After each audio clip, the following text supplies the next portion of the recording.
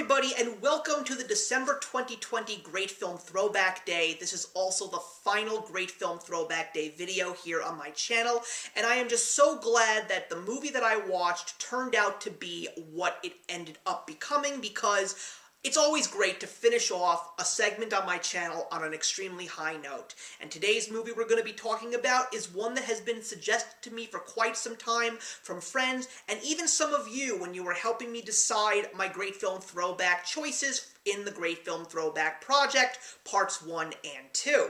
And that, of course, is the 1946 Best Picture winner, The Best Years of Our Lives, starring a cast including Frederick Marsh, Dana Andrews, Harold Russell, Teresa Wright, and Kathy O'Donnell, and this movie is directed by William Wyler. So, this is the story of three soldiers, ironically, one from three major branches of the armed forces. We have Al, an Army sergeant, we have Fred, an Air Force captain, and we also have a sailor who unfortunately lost his hands in the war, Homer.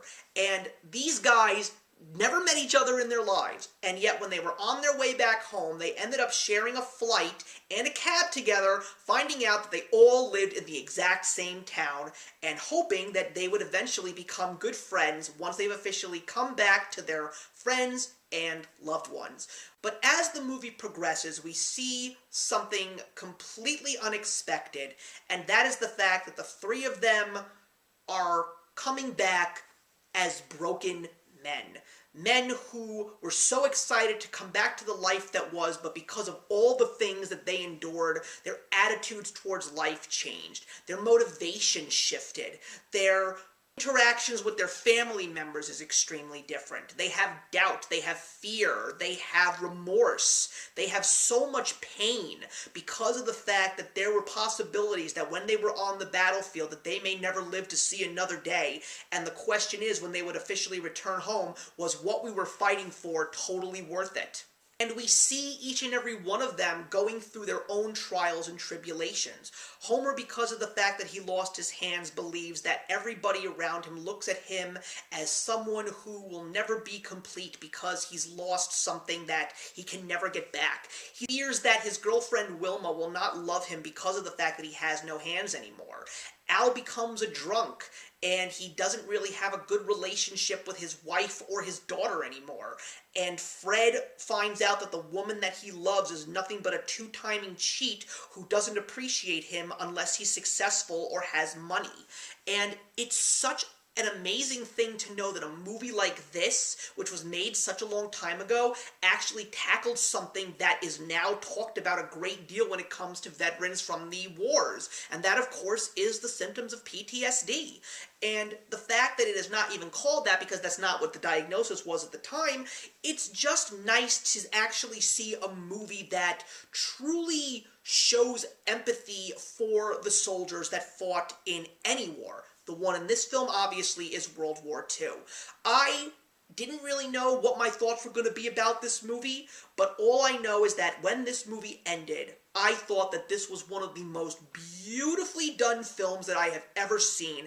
And then when I actually took a look at all of the Oscars that it won, it was more than worthy. I also loved the fact that not only did this movie get Best Screenplay, Best Picture, Best Director, Best Actor, Best Supporting Actor, it also won Best Score from Hugo Friedhofer, because that score is definitely a beautiful score. But also what was very interesting was Howard Russell, who plays Homer, isn't even an actor. He was actually one of the only two non-trained actors to actually win an Academy Award. He was actually a World War II veteran who lost his hands, and this was not props, which makes it even more authentic and more real.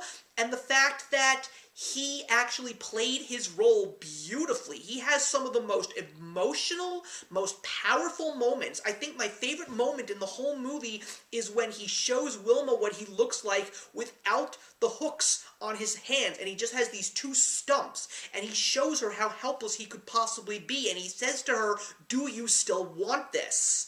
And the reaction from her is just so beautiful, it makes you just want to cry. And yes, I did cry during this movie because there were so many reasons to actually let those emotions out.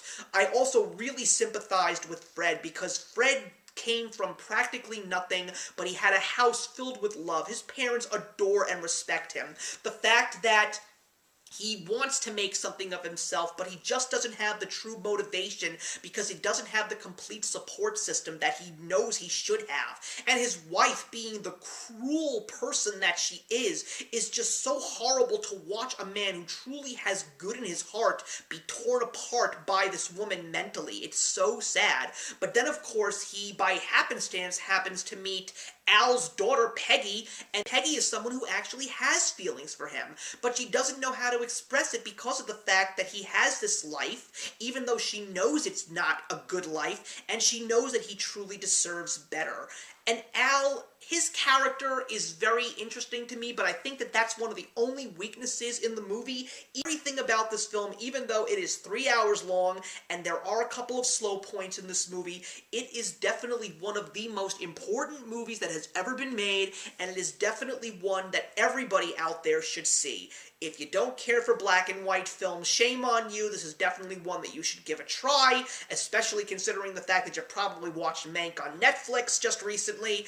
But The Best Years of Our Lives, ironically, I'm someone who is an Oscar fanatic, and I didn't even recall the fact that this movie won Best Picture, but I'm glad that it did, because now that I've actually seen it, I totally get it. It's also some of the main reasons why I loved doing the Great Film Throwback Day, because I've been able to watch all of these movies that did win Best Picture, and then of course I can decide for myself if they were worthy or not. But this is definitely a movie that I would love to see again, and yes, it's a movie I'd love to own on DVD, because this is one of those movies that I just want to share with so many people, and I'm sharing my review with you because I want you to see it too. I'm going to be giving The Best Years of Our Lives 4 stars out of 4. Thank you very much for watching, everybody. Please leave your comments in the box below, and let's discuss The Best Years of Our Lives. And once again, thank you so much for sitting down with me once a month to take a look at a classic or cult classic film that I am seeing for the very first time. I will see you in the next one.